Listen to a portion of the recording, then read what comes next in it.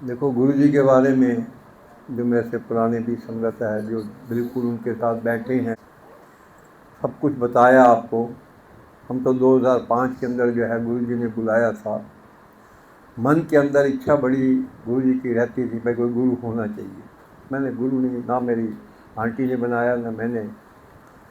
तो 96 में शादी हुई थी। उसके बाद आंटी यही कहती थी, भाई गुरु बनाओ, कहाँ गुरु के, ये वो जो कहती थी। मैंने कहा जब गुरु जी बुलाएंगे अपने आप ही। 80 के अंदर मेरे फादर का तेल का बिजनेस था, ऑयल, सरसों, मस्टर्ड ऑयल का फैक्ट्री थी, अब भी है, लेकिन तेल का नहीं है, दूसरा काम है। तो हमने क्या किया कि उस तेल का नाम जो है पहले पूर्व ब्रांड रखा हुआ था, उसके बाद उसका नाम हमने गुरु ब्रांड रखे, गुरु जी ब्रांड रख दिया उसका नाम। 80 के अंदर जो है मन के अंदर इच्छा थी गुरु के प्रति, तो गुरु होना चाहिए। इसी बहाने में हम गुरु जी को याद करेंगे इस तरह से। तो जब हम उनके एक पिक्चर बनाने गए तो उन्होंने कहा जी, मैंने कहा भाई इसके ऊपर कोई फ़ोटो बना दो। कहते नहीं, गुरु की कोई फ़ोटो नहीं बनती, गुरु जी ही लिखेंगे, उसके अलावा कुछ नहीं लिखेंगे। तो गुरु के अंदर मन हर वक्त गुरु जी ही याद रहते थे। गुरु जी क्यों, कहाँ जहाँ भी जाएँ गुरु तेल वाले आ गए हैं, गुरु तेल, इस तरह से कहते थे। तो उसका इफेक्ट जो है थोड़ा सा गुरु जी जब मन में रखा हमने, तो 83 के अंदर, शॉर्ट में ही कहूँगा मैं, 83 के अंदर जो है मिसिज़ की जो है, क्या नाम उसका, 82 की बात है, मेरी मिसिज़ जो है क्वालिफाइड थी, क्या नाम उसका, MA B.Ed थी वो, और इंटरव्यू कॉल कोई नहीं आ रही थी। 76 से लेकर अब तक कोई इंटरव्यू कॉल नहीं आई। तो जब हम जो है, क्या नाम उसका, एक दिन मैं गया, एक हमारे मिलने वाले थे एजुकेशन के अंदर थे, तो मेरे से कहने लगे कि आज कांता का इंटरव्यू है विधानसभा के अंदर 2 बजे, तो आप तो आज कांता आएगी वहाँ। मैंने कहा हमें पता ही नहीं है कांता आएगी या नहीं आएगी, हमें इंटरव्यू का ही नहीं पता। कहने का मतलब हमारे पास इंटरव्यू कॉल ही नहीं आई। तो उन्होंने कहा पता करो, घर पे आई होगी, बताना भूल गए होंगे। मैं घर पे आया, ये कपड़े धो रही थी, और जो है मैंने कहा भाई इंटरव्यू आज तो 2 बजे विधानसभा के अंदर ओल्ड सेक्रेटेरिएट में। कहने लगी मेरे पास तो कोई कॉल नहीं है। तो मैंने कहा भाई कपड़े धोने बंद करो। हमने स्कूटर उठाया, उस टाइम 12 बजे थे, और हम जो है, क्या नाम उसका, आर के पुरम पहुँचे। वहाँ से इंटरव्यू लेटर जो है को मिस हो गया था कहीं। तो देखो गुरु जी की कृपा इतनी रही कि एक जो जेंटलमैन आए ऊपर से, कोई कुछ टाइम 25-26 साल की उम्र के होंगे, और कहने लगे कि अंकल क्यों बैठे हो यहाँ पर। उस टाइम लंच टाइम हो गया था। मैंने कहा भी इंटरव्यू आज 2 बजे इंटरव्यू है, हमारे को इंटरव्यू कॉल नहीं मिली। कहता अच्छा आप अपना कार्ड दो, और हमने उस बेचारे ने गया, और 4 बजे हमें उसने जो है, क्या नाम उसका, इंटरव्यू कॉल बना कर दे दी। कहता आपका मिसप्लेस हो गया है, निकल। वहाँ से हम चले आर के पुरम से ओल्ड सेक्रेटेरिएट के लिए। 4:15 बजे पहुँचे, इंटरव्यू बोर्ड जो है उठ गया था। तो मैंने दिया भाई साहब को, ये लो जी इंटरव्यू लेटर लेके आए हैं। मैंने कहा इंटरव्यू बोर्ड उठ गया है, फिर दोबारा देखेंगे। अपना इंटरव्यू लेटर ले लिया, अपने असिस्टेंट से कह दिया कि जो है आप इसको दोबारा कॉल करो एक दफ़े दूसरे कैंडिडेट के साथ। तो कहने का मतलब यही हुआ। उसके बाद दोबारा इंटरव्यू हुआ, सिलेक्शन हो गई। गवर्नमेंट स्कूल, पहला गवर्नमेंट स्कूल जो है Krishna Nagar government senior secondary school Krishna Nagar मिला। किस प्रकार से जो है गुरु के प्रति जब भावना बन जाती है मन के अंदर, तो गुरु जी जो भी इच्छा होती है उसको पूरा ज़रूर करते हैं। मेरा सुनाने का यही तात्पर्य था। उसके बाद 2005 के अंदर जो है गुरु जी ने बुलाया हमें, तो फर्स्ट टाइम पे। उसके पहले जो है ना कभी गुरु जी के बारे में सुना था, ना कभी सपना आया था, कुछ नहीं था। ऑल ऑफ सडन मेरे रिलेटिव एक आए, कहने लगे गुरु जी के चलना है। मैंने कहा कौन से गुरु जी। मई का ही महीना था वो भी। तो मैं कौन से गुरु जी, क्यों गुरु जी के नाम होते हैं वहाँ, गुरु आस्था ये जो है नाम होते हैं, आप सुनते ही हैं। तो कहने लगे बस गुरु जी है। हम जो है चल पड़े। उस टाइम पे करीब 6 बजे, 6:30 7 बज चुके थे। सत्संग जो है 6 से 8 होता था। हम उस एम्पायर स्टेट के अंदर जो है उस टाइम सत्संग हुआ करता था। हम करीब 9:15 बजे जो है वहाँ पहुँचे, तो गुरु जी गद्दी से उठ के इवनिंग वॉक पे चले गए थे। तो उनकी वेट के अंदर हम खड़े हो गए। तो जब गुरु जी आए, बीच में आए, खड़े हुए, मुझे नहीं पता था गुरु जी हैं, क्योंकि ना स्वरूप देखा था ना कुछ। क्यों सोचा मन में यही हुआ था, भाई गुरु होंगे, भगवे कपड़े पहने होंगे, धोती पहनी होंगी, वो गुरु होंगे इस तरह के। लेकिन पता लग, मैंने पूछा भाई गुरु जी नहीं आए। कहने लगे गुरु जी क्योंकि आ गए थे। तो मैंने कहा, कहते गुरु जी आ गए हैं। पहचाना इसलिए नहीं कि गुरु जी ने white T shirt, white pant, white shoes पहने हुए थे, कैसे पहचानते हैं मुझे? तो मुश्किल थी। वो गुरु जी के चरण स्पर्श किए, गुरु जी ने आशीर्वाद दिया। तो उस टाइम पे तो इतना फील नहीं हुआ, लेकिन आज सोचता हूँ कि वो मुझे आशीर्वाद जो दिया, मुझे महाशिव का आशीर्वाद ही मिला हुआ है।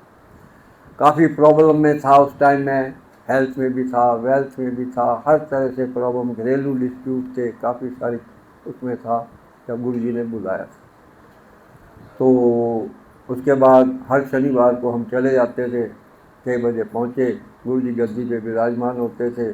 हमारी कभी पर्सनल मीटिंग कभी नहीं हुई, बस हम जाते थे, सत्संग सुने और इस तरह से क्या प्रसाद लिया, लंगर प्रसाद लिया, आज्ञा ली और आ जाते थे। इससे ऊपर कोई बात नहीं। मन में शंका जाती थी, भाई जाते हैं ना तो गुरु जी कुछ पूछते हैं ना कुछ कहते हैं, इस तरह से जाओ आओ, लंगर खाओ, चाय प्रसाद लो, घर पे आ जाओ। क्या पता था गुरु जी कैसे है कैसे नहीं। तो उन शंकाओं को गुरु जी ने किस प्रकार से दूर किया, कि मन में जो शंकाएं थी, सबसे पहले तो मैं सत्संग यही सुनाता हूँ कि जहाँ शंका मेरी दूर हुई कि गुरु जी एक बार रात को जो है मेरे दांत में दर्द हो रही थी और जो है मैं सोया हुआ था, कभी नींद खुल जाती थी, कभी जो है आ जाती थी नींद। तो गुरु जी सपने में आए, कहने लगे की होया तैनू? मैं कह जी मेरे दांते दर्द है जी। कहते कुछ नहीं सो जा आराम से। तो दांत में दर्द ठीक हो गई। आज 20-22 साल तो हो चले हैं, उसके बाद दांत में दर्द नहीं हुई कभी। मन में अब आस्था थोड़ी जाग पड़ी, गुरु भाई ये गुरु नहीं है, कुछ खास ही। उसके बाद काफ़ी जो प्रॉब्लम चल रही थी, 15-20 दिन के बाद गुरु जी आए सपने में, कहने लगे चिंता ना कर, तेरा एक एक करके कष्ट दूर हो जाएगा। गुरु जी, उसके बाद जो है वो कष्ट जो थे मेरे ऊपर चल रहे थे, एक एक करके जो है दूर होने लगे। चल तो अभी रहे हैं, लेकिन जो है काफ़ी दूर, काफ़ी जो है वास्ता पूरी बन गई कि गुरु जी जो है कोई ऐसी छोटी वो नहीं है, ये महाशिव ही है। जिसे हम कहते हैं शिव जी, अगर तो महाशिव है वो। तो इसी तरह से करते हुए समय बीतता रहा। तो गुरु जी के जाते रहे और अपना जो है करना। तो जब भी कोई भी कष्ट किसी तरह से गुरु जी ने जो है अभी तो गुरु जी यही देखा कि जब भी कोई कष्ट हुआ है, गुरु जी हमेशा अंग संग चलते ही चलते हैं। ये इतनी पक्की धारणा बन चुकी है कि जिसको मैं कुछ नहीं कहता। अभी लेटेस्ट का सबसे पहले आपको लेटेस्ट का सुना दूँ किस प्रकार से गुरु जी अंग संग चलते हैं, सुनते हैं। 28 मई 2026 गुरु जी का हमारी लीव होता है 31। तो हम 28 मई को जो है अपने घर से द्वारका से जो है भाई बस जो है हम गए। हमने कहा वहाँ रश होता है गाड़ी में, तो बैठ गए, मुनीर का उतर गए। 5 बजे होंगे, 5:15 जब हम उतरे। अब 523 की वेट में खड़े थे, आएगी भाटी माइंस की बस, उसमें बैठ जाएंगे, मंदिर पहुँच जाएंगे। खड़े रहे, पौना घंटा खड़े रहे, लेकिन बस नहीं आई। और आखिरकार तो ये परेशान हो रही, ना ई रिक्शा वाला चले, ना टेम्पू वाला चले, और ना कोई बस आए। बड़े परेशान, 5:45 के बजने वाले हो गए थे। तो जो है अब आंटी मेरी कहने लगी मेरे से, अब क्या करें? मैंने कहा हमने क्या करना है, जो करेंगे गुरु जी करेंगे, हमने क्या, हम तो आ गए हैं, अपने आप गुरु जी करेंगे। इतने हम खड़े हो गए। 10 मिनट के बाद ही एक आंटी आई और हमारे पास आके हमारी आंटी से कहती, आंटी यहाँ क्यों खड़े हो, चलो हमारे साथ। वो ले गई, वो गाड़ी में वहाँ से पास, क्योंकि उस दिन बरसात बहुत हुई थी, बरसात पानी भरा हुआ था। आगे जाके गाड़ी खड़ी की होगी उन्होंने। वहाँ से वो लेने के लिए वापस आई और हमें लेकर अपनी गाड़ी के अंदर मंदिर पहुँच गए बड़े अच्छी तरह से, सही ढंग से। और अपना चाय पर दर्शन हुए, चाय प्रसाद लिया, अंदर गुरु जी के मंदिर में बैठे, वहाँ साधना जो भी ध्यान लगाया, 10-15 मिनट 20 मिनट जो बिठाते हैं, बिठा के उसके बाद लंगर किया। करीब 8 सवा 8 हो गए थे वापस चलने के लिए। तो संगत हमारी वो कहने लगी, अंकल जी कहाँ रहते हो? मैंने कहा द्वारका रहते हैं। वो रमेश नगर की संगत थी, उसने कहीं जो है हमें किसी सत्संग के अंदर सुना होगा, मुझे वो पहचानती थी, हमें देख के वो बेचारी वापस आ भेजा गुरुजी ने आप मन में आस्था बनाई ना उसके लिए। तो जो है हम तो कहने लगी चलो कोई नहीं, हमने रमेश नगर जाना है, आप हमारे साथ बैठो, हम आपको दिल्ली कैंट के ऊपर छोड़ देंगे, उसके बाद आप बस पकड़ लेना, ठीक है चले जाएंगे। ठीक है जी, बैठ गए। तो जब दिल्ली कैंट पहुंच गए तो अंकल कहने लगे, जो गाड़ी ड्राइव कर रहे थे, कहने लगे अंकल जी द्वारका में कहाँ जाओगे? मैंने कहा भाई मणिपाल हॉस्पिटल के पास ही जाना है हमें कहीं नहीं। तो कहने लगे जी आप बैठे रहो, हम आपको अपने घर के ऊपर ही छोड़ देंगे, चिंता ना। तो 9 सवा 9 बजे हम जो है घर के अंदर आराम से हम पहुंच गए। तो गुरुजी ने भैया अरेंजमेंट 1 मिनट में ही 10 मिनट में ही कर दिया, और बिल्कुल आराम से गए और आराम से वापस आ गए। तो ये तो है अभी लेटेस्ट का ही है। उसी तरह से गुरुजी हर बात को जान परखते हैं। सुबह जो है पाठ पूजा होती थी, तो लेकिन उस तो मैं जल्दी जाता था, लेकिन गुरुजी जो है उससे मेरे से पसंद नहीं थे पूजा पूजा से। क्यों? टाल मटोल करता था, चाय पी ली, ये कर लिया, पाठ कर लिया करता था। तो जो है तो 10-15 दिन पहले की बात है, गुरुजी जो है एक, अब गुरुजी तो नहीं, मैं बताता हूँ आपको कि सोया हुआ था मैं, एकदम जो है मैं और मेरी आंटी थे घर के अंदर, बच्चे भी नहीं थे, बच्चे मोहाली में रहते हैं चंडीगढ़ के अंदर, एक बच्ची मेरी जो कनाडा में है, घर में हम दोनों ही थे। तो करीब सुबह एकदम जो है बड़ी तेज़ी से आवाज़ आई, रमेश रमेश, 2 बार आवाज़ आई इस तरह से। मैं एकदम जो है कौन बुला रहा है सुबह? तो जैसे मैं उठा तो उस टाइम पे घर को देखा, मैंने घर मोबाइल देखा, टाइम देखा तो 4:03 हुए थे। संदेशा यही था कि भाई तू सुबह अमृत वेला की याद कर। तो अमृत वेले के लिए उन्होंने उठाया आपको, अमृत वेला ही किया था। तो ये भी गुरु जी की ही देन है। अब मैं उसके बाद मिस नहीं करता, सुबह जो भी है जैसे मेरे से जितना होता है मैं करता हूँ। इसी तरह से गुरु जी हर बात को परखते हैं, हर बात के हर अंग संग चलते ही चलते हैं। तो एक दफ़े वो भी किस प्रकार से जो है अंग संग चलते हैं। एक दफ़े मैं एक सत्संग में जा रहा था, श्रीनगर हमारा घर है, वहाँ से मैंने निहाल जा सत्संग पे जाना था। तो वहाँ मुझे प्रसाद ले जाना था। एक मेरे पास या कैनवस उसका जूट का बैग था, उसके अंदर डिब्बा रखा हुआ था, और जो है मैं, और एक उसके ऊपर मेरा लेदर बैग था जिसमें मेरे पैसे, मेरी दवाई उस तरह से उसके अंदर रखी जाती थी। और मैं जो है बस स्टैंड के ऊपर खड़ा था, तो एक ई रिक्शा वाला आया, वो कहने लगा जी कहाँ जाओगे अंकल जी? मैंने कहा भैया मुझे पीरागढ़ी जाना है वहाँ से। कहता बैठो हमारी ई रिक्शा में बैठ जाओ, कोई नहीं जो है। उसमें 2 सवारी पीछे बैठी थी ना, एक सवारी पीछे बैठी थी, 2 मेरे सामने, और एक जो है ड्राइवर के साथ बैठी हुई थी। जैसे ही क्या नाम हम, तो उसने ज़बरदस्ती मुझे बिठा लिया, कहते कोई नहीं हम छोड़ देंगे आपको। जैसे ही बैठ गया तो आगे जाके कहता है जी आगे आरटीओ वाले खड़े हैं, आप जो है क्या नाम उसका मुँह पे मास्क बांध लो। और जो है किस तरह से मुँह पे मास्क बांध लिया भाई। जो आगे बैठा हुआ था वो भी पीछे वाली सीट पे आ गया, 3 सवारी हो गई, मैं बीच में, एक इधर एक इधर।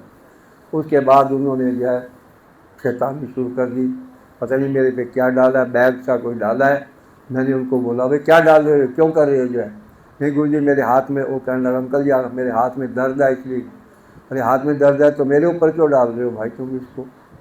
उन्होंने जो है, मैंने हटाया, उन्होंने आगे जाके उन्होंने मुझे कहा जी अंकल जी हम जब घर जाना है, आप जो है अपनी यहाँ से बस पकड़ लो, अब चले जाओ। अब मैं उतरा, उसके अंदर जो है तो संभाला कुछ और मैं चल पड़ा। पहुँच गया वहाँ पर निहाल विहार के अंदर। जैसे ही पहुँचा तो ये देखा भाई, चेक किया मैंने भाई, मेरे पैसे थे उसके अंदर, भाई वो है कि नहीं है। देखा तो नज़र आए पैसे थे उसके अंदर। घर पहुंच गए, सुबह मुझे दवाई लेनी होती थी, पर्स में दवाई थी, पर्स को देखूँ तो पर्स नहीं है मेरा, उसके अंदर 2000 रुपये भी थे पर्स के अंदर, और दवाई थी वो नहीं थी उसके अंदर।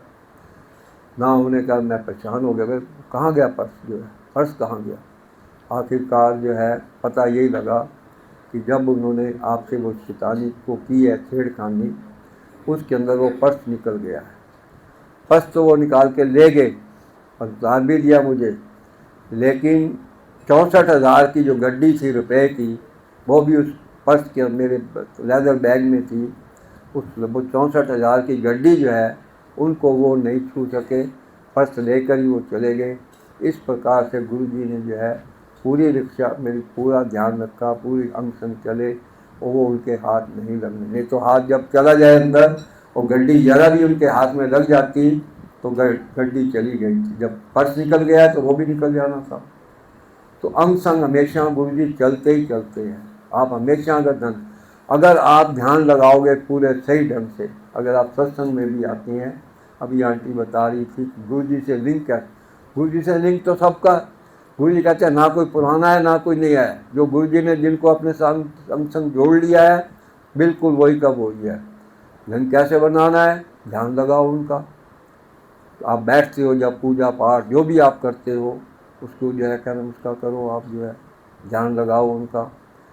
तो इसी तरह से हर वक्त जो है जो भी दिक्कत आई है, फाइनेंशियली आई है, गुरुजी ने उसको भी सॉल्व किया है, फिजिकली आई है उसको भी गुरुजी ने सॉल्व किया है। तो सबसे पहले 2006 के अंदर जो है मेरी किस तरह से उन्होंने जो है ट्रीटमेंट किया मेरा, ये देखें कि जब मैं 5 में गया और 6 के मुझे जो है ना थोड़ी सी दिक्कत नहीं होती थी, जैसे ही चलता था या सड़क पार करता था या थोड़ा दौड़ता था तो मेरे लेफ्ट हैंड साइड पे जो है क्या सफोकेशन सी होती थी, ऐसा लगता था कुछ हो ऐसा है। बैठ जाता था फिर चल पड़ता था। तो उस तरह से वो, तो उसके बाद डॉक्टर को भी दिखाया, उसने इको करवाई, तो पहले ईसीजी करवाई फिर इको करवाई, लेकिन उसमें कुछ नहीं आया। डॉक्टर साहब ने कहा कुछ नहीं है इसके अंदर, ऐसी बात नहीं। मैंने कहा जी ठीक है। तो उसके बाद फिर वही रही प्रॉब्लम। उसके बाद टीएमटी करवाया, टीएमटी के अंदर, और फिर उसके बाद एंजियोग्राफी करवाई गई, उसमें कुछ नज़र आया उनको, एंजियोग्राफी करवाई तो मेरी तीनों आर्टरी ब्लॉक थी, 85, 90, 95। डॉक्टर ने कहा तुम चल कैसे रहे हो, तीनों आर्टरी ब्लॉक हैं और फिर भी आप चल फिर रहे हो, आप किस तरह से। गुरु जी की कृपा थी। तो उसके बाद और तो कोई नहीं हुआ। डॉक्टर ने कहा जी बाईपास होगी, बाईपास करवाई एस्कॉर्ट हॉस्पिटल के अंदर। आज 20-22 साल तो हो चले हैं उसको। मैं गुरु जी की कृपा से बिल्कुल ठीक ठाक हूँ। मुझे कोई भी 20-22 साल के अंदर कोई प्रॉब्लम नहीं हुई किसी तरह की, हार्ट के, बिल्कुल ठीक ठाक हूँ, कोई दिक्कत नहीं है मुझे। चाहे मैं 2 किलोमीटर चलूँ, 4 किलोमीटर चल लूँ, मुझे कोई दिक्कत नहीं। ये सब गुरु जी की ही थी। गुरु जी तभी बुलाया, अपने पास बुलाया। तो जैसे अभी अंकल कह रहे थे भाई नीवा बन के रहो, तो नीवा बन के जो रहेंगे, अपने आप को कुछ नहीं, जो भी है दूसरे वाला बड़ा है, हम छोटे हैं, तो मन में आपको रखना ही पड़ेगा।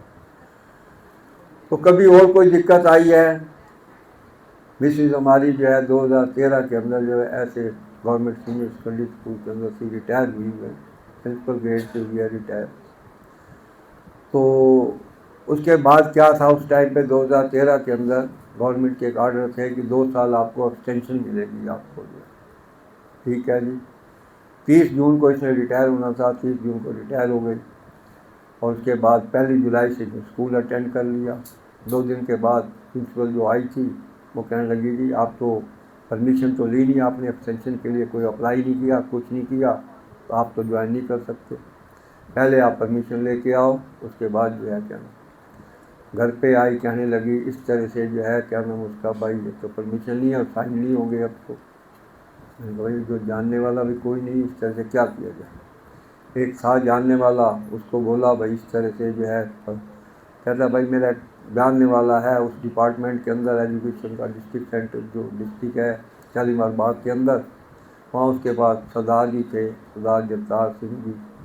तो कहने उनके पास चले जाओ, वो आपको जो है कुछ न कुछ कर देंगे हेल्प। मैं वहाँ गया, पता लगा जो दिन जगतार सिंह छुट्टी पे हैं, उनके जो कुलीग थे, मैंने उनसे पूछा कि भाई इस तरह से जगतार, कहता क्या काम क्या है? मैं काम यही है कि जो है भाई इस तरह से एक्सटेंशन के लिए अप्रूवल नहीं लिया है, और ये कहता फाइल अपनी मुझे दे दो यार।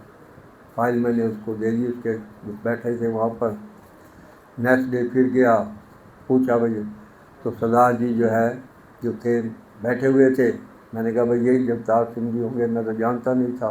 पूछा, उन्होंने कहा हाँ जी। मैंने कहा बजाज साहब ने भेजा है इस तरह से। तो कहते फाइल कहाँ पर है? मैंने कहा इनको दी थी। तो जो कुलीग था उसने पहले अप्रूव करवा के रख ली थी फाइल, उसने उनको दी, उन्होंने मुझे दे दी। कहते जाके ज्वाइन कर लो और अपने सिग्नेचर करो, और तेरी बैक डेट के अंदर जो है, नई डेट से नहीं, बैक डेट से कर दी। इस तरह से गुरुजी हमेशा अंग संग चलते ही चलते हैं, आप जितने भी जहाँ भी चल रहे आपने। तो हर तरह से अभी ये आपकी फरवरी के महीने में 7 फरवरी को मेरी जो है राइट हैंड साइड पे काफ़ी इतनी दर्द हुई कि मैंने कहा भाई क्या बताऊँ। मैं जा रहा था बस के अंदर, मधुबन चौक मुझे जाना था। जब बस में बैठा हूँ, दर्द हल्की हल्की थी, जैसे ही आगे बढ़ता गया दर्द जो है बढ़ती गई। मधुबन चौक पे उतरा हूँ तो वहाँ पर इतनी ज़ोर से वॉमिटिंग हुई है मुझे, एक नहीं 4-5 वॉमिटिंग हुई है, जिसके कारण मैं एकदम परेशान हो गया। वहाँ से मैं वापस आया घर पे और मणिपाल हॉस्पिटल के अंदर एडमिट हो गया। तो वहाँ पर उन्होंने इमरजेंसी के अंदर जो था रिलीफ थोड़ा सा जो क्या नाम आपकी वो क्या बोलते हैं उसको,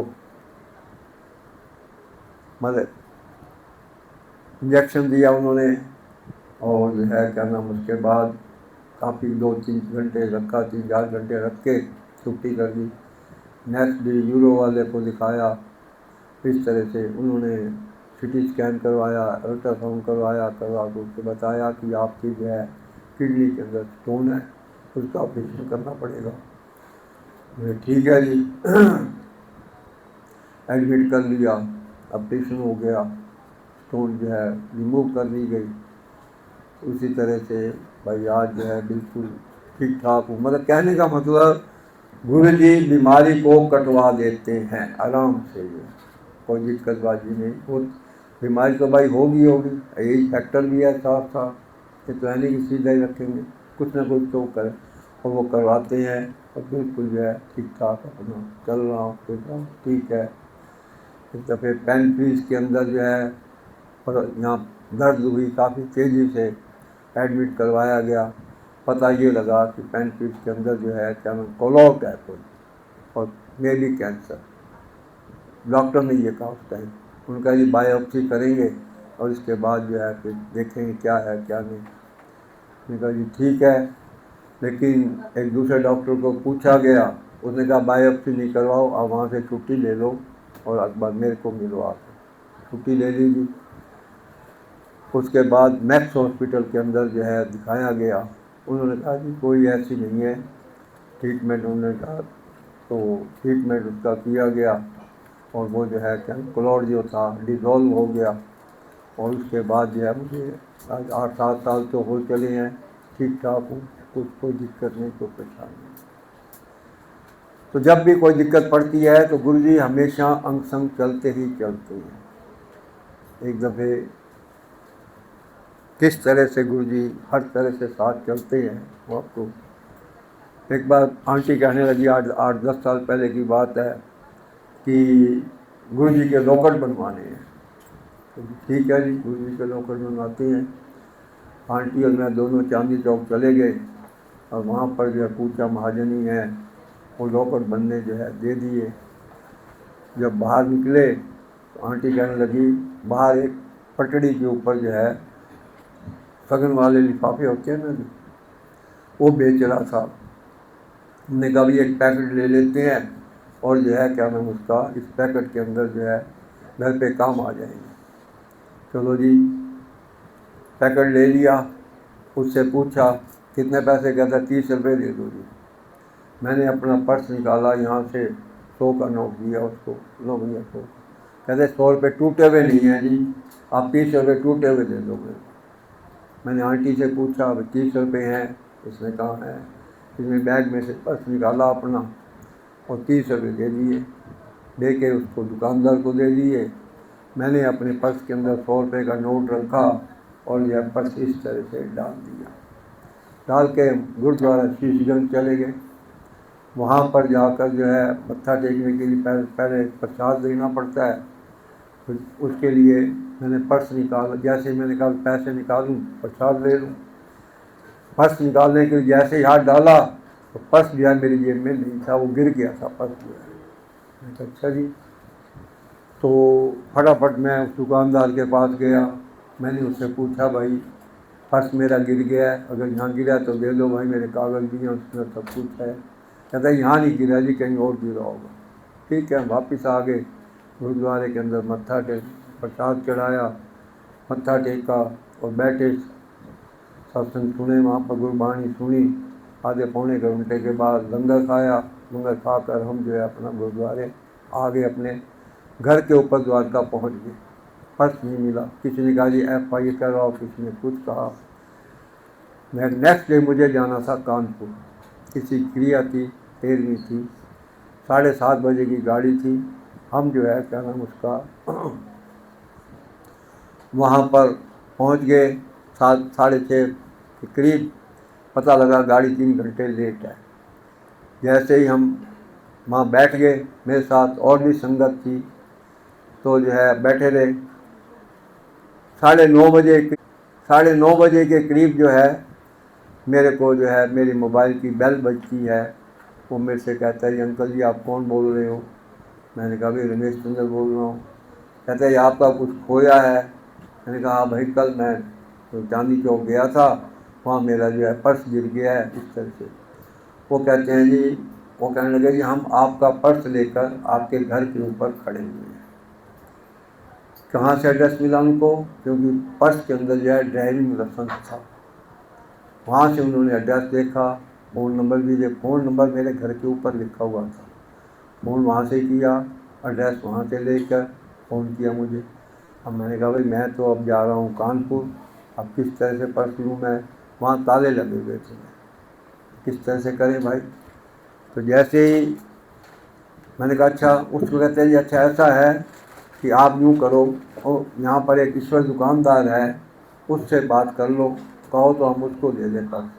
मुझे ठीक है भाई, बात करवा दी।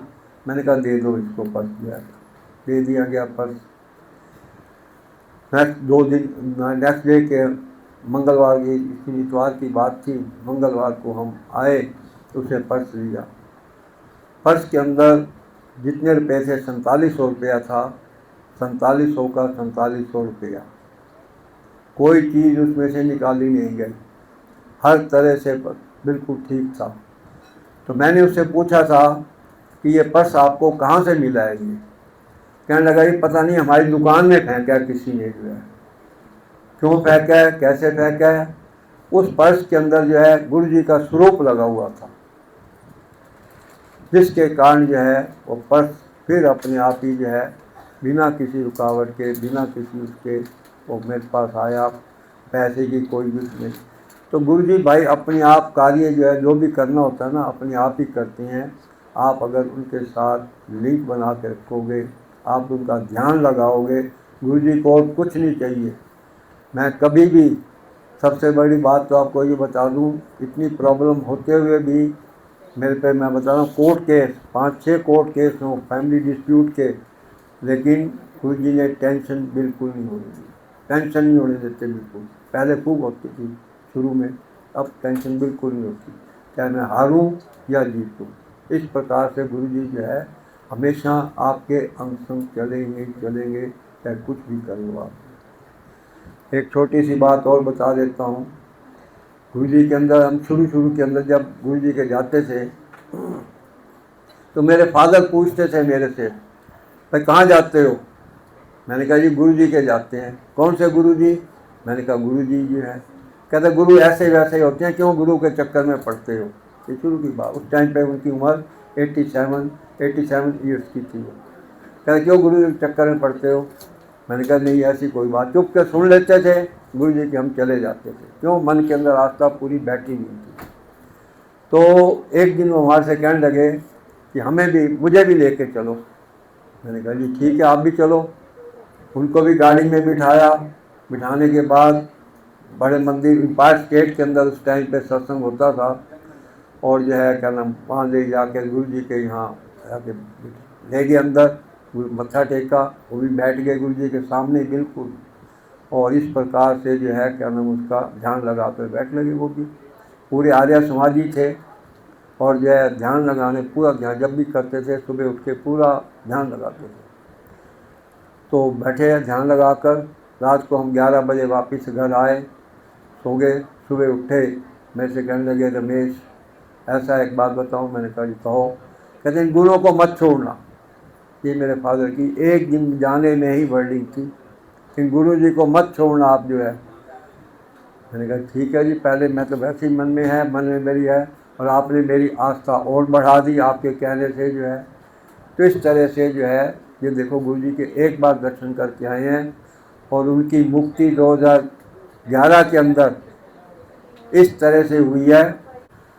तो बिल्कुल जाने से पहले, जिस दिन 7 दिन पहले हमें बता दिया, जैसे 16 तारीख को बीमार हुए, 16 जुलाई को, उसके बाद जो है हमारे से कुछ उनकी तबीयत बिगड़ी। मैंने कहा चलो हॉस्पिटल ले चलते हैं। कहने लगे मुझे हॉस्पिटल मत लेके जाओ, मैं वापस नहीं आऊँगा। मैंने कहा बाबूजी ऐसी कोई बात नहीं, बीपी लो हो गया होगा, कुछ ऐसा हो गया होगा, ठीक हो जाएगा। आखिरकार लड़के को बुलाया, आ गया। तो मैंने कहा चलो। तो जलने से पहले भी फिर उन्होंने यही कहा। फिर आखिरकार अपनी बहू हमारी आंटी को, मिसिज को, हमारी को चाबियाँ दी। ये चाबियाँ हैं, मेरा पर्स पड़ा हुआ है वहाँ चांदी के सिक्के पड़े हुए हैं, सारी चीज़ बता दी उनको, और घर का ध्यान रखना। अब मिसिज ने कहा भी ऐसी क्या बात हो गई, मैं वापस नहीं आऊँगा। यदि उन्होंने बोले वापस नहीं आऊँगा मैं। चल के बिल्कुल गाड़ी चल के गए हैं, बिल्कुल बोल चाल रहे थे, गाड़ी में बैठे हैं आराम से। जाके एडमिट करवा दिया 16 तारीख को। 16 तक जो है ठीक थे, 16 की रात ठीक रहे हैं। 17 की रात को फिर उनको अटैक हुआ है। जैसे ही उनको पूछा डॉक्टर ने जी वेंटिलेटर पे लगाना पड़ेगा। मैंने कहा जी लगा दो, क्या कर सकता हूँ। तो उनको वेंटिलेटर पे डाल दिया। 21 तारीख तक वो रहे हैं वेंटिलेटर के ऊपर, 22 तक। 22 को उनको घर लेके आए हैं 3 बजे, और उसके बाद आकर उनको लिटाया है बिल्कुल ठीक। 3:45 बजे करीब उन्होंने आँख खोली है, अपनी छत को देखा है कि मैं अपने घर के अंदर ही हूँ, कहीं और हूँ। देख के सबको हाथ जोड़े हैं उन्होंने, और उसके बाद जो है क्या नाम उसका उन्होंने श्वास ले लिया। तो ये थी उनकी मुक्ति। एक बार ही गुरु जी के दर्शन करके आने वाला। तो इसी तरह से आप ध्यान लगाओगे, ध्यान लगाने में चलोगे तो गुरु जी हमेशा आपके अंग संग चलेंगे। लास्ट में फ्रेगनेंस का भी आंटी बहुत बता रही थी, फ्रेगनेंस के बारे में। मैं भी आपको फ्रेगनेंस का सुना देता हूँ सत्संग, किस तरह से गुरु जी, मेरे मन में शंका जाती थी तो फ्रेगनेंस के बारे में बता रहा था कि किस प्रकार से जो है क्या नाम उसका फ्रेगनेंस, मेरे मन में शंका रहती थी। जब हम गुरु जी के सामने बैठते थे ना, तो फ्रेगनेंस आती थी, कभी गुलाब का रोज़ की, कभी कली की, कभी मतलब अलग डिफरेंट टाइप में जो है फ्रेगनेंस आती थी। मन में ये विचार जाता था कि गुरु जी कोई जो है डीओ लगाते हैं, इस प्रकार से कोई सेंट लगाते हैं, उसकी ये खुशबू आती है। मन में ये बड़ी शंका चल रही थी। तो एक बार एक सत्संग के अंदर बैठा हुआ था, तो इस तरह से एक तरफ आंटियाँ बैठी हुई थी और साथ चेयर लगी हुई थी। चेयर के ऊपर मैं बैठा हुआ था और ध्यान लगाया हुआ था। जैसे ही थोड़ी देर के बाद एकदम मुझे इतनी फ्रेगनेंस आनी शुरू हुई, जिससे ये पता लगा कि पता नहीं फ्रेगनेंस कहाँ से मेरे मन में गया कि किसी आंटी ने जो है कोई डीओ लगा या तेल लगा रखा है ऐसा, जिससे ये खुशबू आ रही है।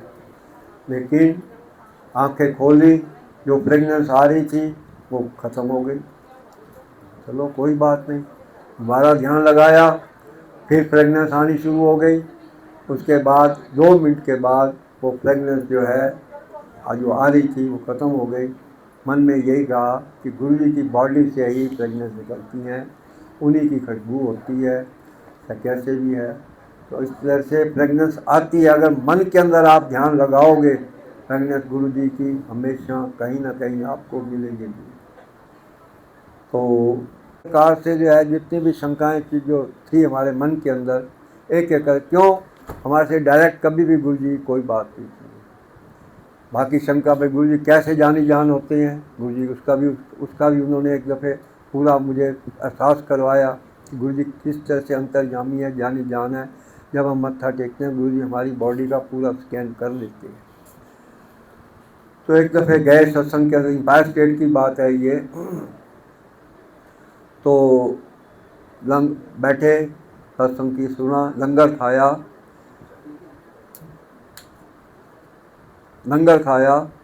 वो खाने के बाद हम 3 अंकल थे, 2 आंटी थी, हम चल पड़े। छतरपुर का मंदिर पार कर लिया, अंधेरिया मोड़ पे गए तो जो है रास्ते में एक अंकल कहें, वो बैंक में थे, वो कहने लगे कि वो बैंक में मैनेजर थे, कहने लगी मेरे बैंक की चाबियां जो हैं वहाँ लंगर खाते हुए, प्रसाद खाते हुए वहीं गिर गई हैं वहाँ पर, तो हम उसको वापस चलो।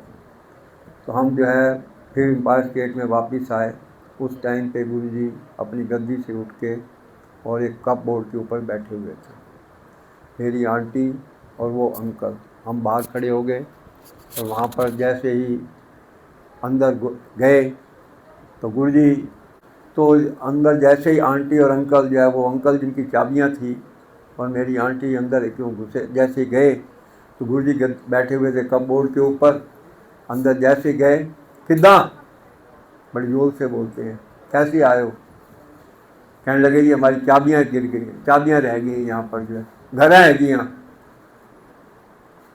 क्या चुपचाप जो है ये वापस आ गए, कोई बात ही नहीं, 2 ही बातें, किदा है और कहाँ, मतलब है कि घर हैं यहाँ, बस 2 ही वर्ड बोले उन्होंने। तो उसके बाद जो है घर पे आए तो चाबियाँ घर पे ही थी। तो गुरु जी तो भैया जानी जान अपने आप ही हैं। जब हम यहाँ स्कैन मत्था टेकते हैं तो उससे हमारी बॉडी का पूरा स्कैन अपने आप ही हो जाता है, हमें कुछ बताने की जरूरत नहीं पड़ती। इवन कि नाम तक बताने की जरूरत नहीं पड़ती थी। अगर किसी को बुलाना है तो वो नाम से बुलाते थे, लेकिन पूछते किसी का नाम नहीं थे, कभी नहीं पूछा उन्होंने नाम, लेकिन बुलाते नाम से ही थे हर तरह से। तो इसी तरह से जो है गुरु जी के लिए क्या कहूँ मैं, एक सत्संग नहीं अनेक सत्संग हैं। एक दफ़े रात के करीब 9 साढ़े 9 बजे होंगे और मैं जो है पंजाबी बाग से जो है अपने राजा गार्डन की तरफ आ रहा था, स्कूटी के ऊपर था मैं। जो है जैसे ही पंजाबी बाग की रेड लाइट पार की और स्कूटी ऊपर पार की तो मोती नगर साइड से कार वाला आया। उसने मुझे जो है राइट हैंड साइड से जो है इतना हिट किया कि मैं सड़क के बीचों बीच जो है गिर गया। मेरी स्कूटी भी गिर गई और मैं भी गिर गया, बड़ी तेज़ी के साथ गिरा, मैंने बड़ी तेज़ी से हिट किया। तो 15-20 कदम के ऊपर एक डीटीसी की बस आकर रुकी, उसमें से ड्राइवर निकला, उसमें से मार्शल निकला।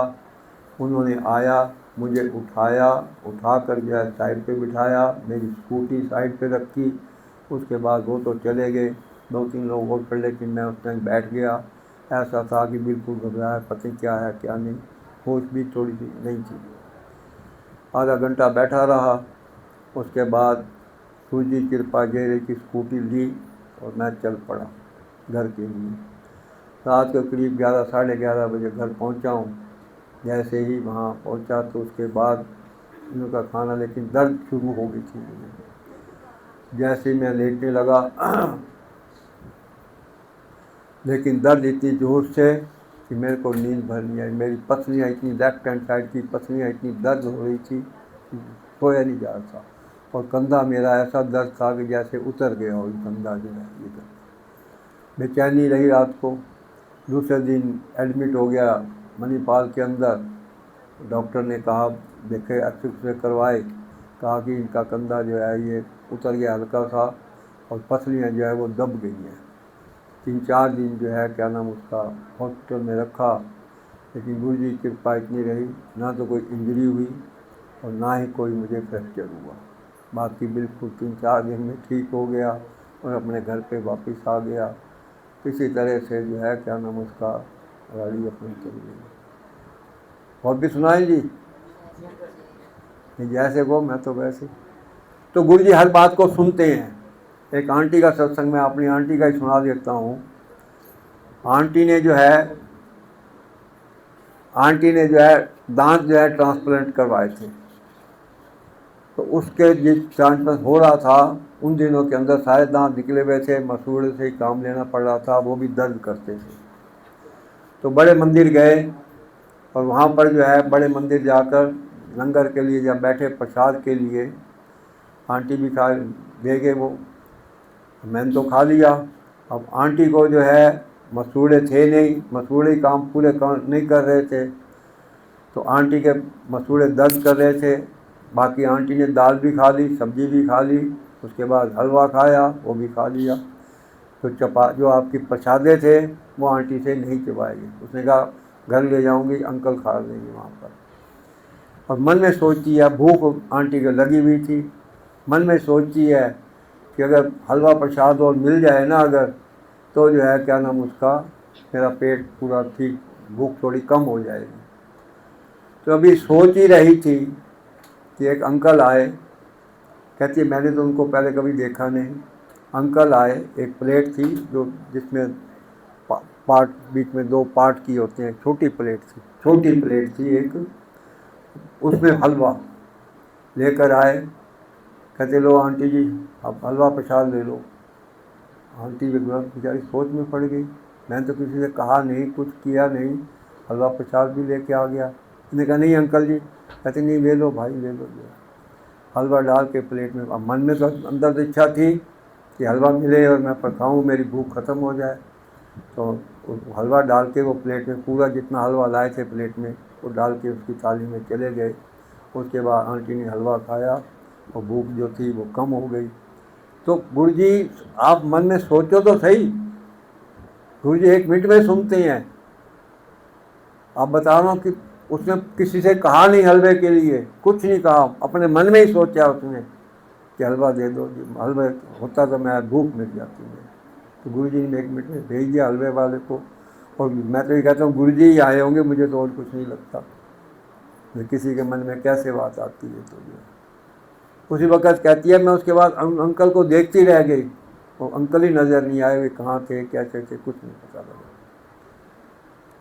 तो इसी तरह से भाई आप आओ सत्संग के अंदर अपना देखो, गुरु जी ने तो कोई लंबी चौड़ी बात तो कही नहीं है, गुरु जी की बातों पे चलेंगे। गुरु जी जब शुरू में गया, मैंने पूछा उस टाइम पे कोई नाम दाम, कहते हैं जी कोई नाम दाम नहीं है, जिसको आप इस देवता मानते हो, माता जी को माता को मानते हो, रामचंद्र जिसको भी आप हनुमान जी को मानते हो, उसका बैठ के यहाँ सिमरन कर लो, नहीं उसके अलावा नहीं तो ओम नमः शिवाय का जाप कर लो, यही सबसे बड़ी चीज़ है, इसके ऊपर कुछ नहीं है। कभी उन्होंने मना नहीं किया भी ये ना करो ये ना करो, ऐसे उन्होंने कहा नीवा बन के रहो, नीवा बन के रहोगे तो आपको हर चीज़ गुरु जी आपकी प्राप्ति आपको प्राप्त करवाएंगे, फाइनेंशियली भी करवाएंगे, हर तरह से करवाएंगे। 2002-03 के अंदर फैक्ट्री में काफ़ी लॉस हो गया था, और जो है क्या नाम उसका लॉस होने के कारण उसको पूरा करने के लिए एक प्लॉट था लोनी के अंदर 60 मीटर का, वो मुझे बेचना पड़ गया। बेच के मैंने जो है उस लॉस को पूरा किया। अब मन में विचार आता था कि जो है भाई प्लॉट था बिक गया है, मुश्किल हो गई, ये वो मन में खूब विचार जाते थे। तो मन में यही इच्छा थी भाई जो प्लॉट बिक गया है, इसके बाद एक और भी अगर कोई प्लॉट मिल जाए तो बेस्ट है। 2008 आ गया, ये बात थी 2002-03 की।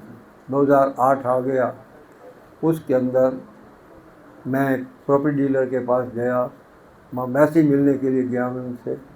उसने कहा अंकल जी ये प्लॉट बेचने वाले बैठे हैं 350 गज, रोहतक की बात है ये, सेक्टर के अंदर सेक्टर 4 में 350 मीटर का प्लाट है, आप इसको ले लो, बहुत अच्छा है, ठीक रहेगा। तो सब भाव तय हो गया। और पैसे की बात आई, पैसे में तो कोई 1.5 लाख रुपया जो है उसको 70 लाख के करीब वो प्लॉट की कीमत थी, 1.5 लाख रुपया भी आना दे दिया गया उसको। जब घर वालों को बताया कि भाई इस तरह से प्लॉट ले लिया, आंटी को बताया प्लॉट ले लिया है, आंटी ने बोला पैसे तो है ही नहीं, ये तो आपका बयाना भी डूबेगा आपका, तो चलो कोई नहीं, गुरु जी देखेंगे अपने आप ही। तो ये देख लो 2 महीने की हमें जो है क्या नाम उसका मोहलत दी गई थी, 2 महीने के अंदर कागज़ करवानी है। 2 महीने के अंदर ही बिल्कुल जो है क्या उसके कागज़ हुए। आज प्लाट वो हमारे पास भी आज भी है। तो जहाँ पैसे डूबने की बात आ रही थी वहाँ प्लाट आज वैसे का, तो गुरु जी ने वैसे सेव करके चल दिया है। कहीं ना कहीं से गुरु जी ने पैसे का भी अरेंजमेंट करवाया, सारा काम किया, कोई दिक्कत नहीं आई, कोई परेशानी नहीं आई। आप इसी तरह से भैया फिर वही कहता हूँ, आओगे आपको चाहे किसी चीज़ की जरूरत पड़ेगी, गुरु जी आपके साथ हमेशा अंग संग रहेंगे ही रहेंगे। आप भी इससे आते रहो, सत्संग अपना ध्यान लगाओ उधर आके। एक मोबाइल को मत देखो बीच में, मोबाइल बिल्कुल जो है क्या गुरु जी ने 4 बातें कही थी। जब हम फर्स्ट टाइम पे गए ऐसा लगा कि ऐसे हम स्वर्ग के अंदर आ गए। एक आपका बिल्कुल मौन व्रत, बोलना नहीं, कोई आवाज़ नहीं थी, बिल्कुल मौन। आप जाते हो मंदिर के अंदर बिल्कुल मौन व्रत होता है, कोई नहीं, ना मोबाइल सुन सकते हो, ना आप गुनगुना सकते हो, ना किसी से बातचीत कर सकते हो। किसी तरह से अगर आप जो है जब डिसिप्लिन बना के रखोगे, बैठोगे, तो आपको भैया गुरु जी हमेशा आपके अंग संग चलेंगे। गुरु जी किसी के बंधे हुए नहीं है, गुरु जी हर एक के हैं, ना पुरानी संगत के ना नई संगत के। नई पुरानी है ही नहीं, गुरु जी तो कहते ही नहीं थे भाई पुरानी संगत है या नई संगत, कभी कुछ नहीं कहा। संगत तो संगत ही है बस। तो जय गुरु जी को कोटि कोटि प्रणाम। गुरु जी आई संगत को जय गुरु जी, जय गुरु जी, जय। फिर मिलेंगे, फिर वो सुनाएंगे आप।